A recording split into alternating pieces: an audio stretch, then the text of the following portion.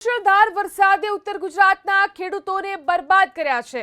મહેસાણાના ચુવાડ પંથકના અને પાટણના વડિયાર પંથકના દ્રશ્યો સામે આવ્યા, જ્યાં ખેતરો બન્યા છે જળમગ્ન। ખેતરો બેટમાં ફેરવાઈ જતા પાક બરબાદ થયો છે। ખેડૂતોએ મહા મહેનતે અહીં કઠોળ, દિવેલા અને બાજરીના પાકનું વાવેતર કર્યું હતું, પરંતુ અતિશય વરસાદ ખાબકી જતા પાક નષ્ટ થયો। ખેડૂતોની માંગ છે કે સરકાર ઝડપથી સર્વે કરીને સહાય ચૂકવે। મહેસાણામાં અત્યાર સુધી સિઝનનો 120.99% વરસાદ ખાબકી ચૂક્યો છે। સૌથી વધુ જોટાણા તાલુકામાં 145.23%, તો મહેસાણા શહેરમાં 144.11% વરસાદ નોંધાઈ ચૂક્યો છે। કડીમાં સિઝનનો 133.1%, બોચરાજીમાં 123.21%, તો વિજાપુરમાં 143.72% અને વિસનગરમાં 137.24% વરસાદ ખાબકી ચૂક્યો છે।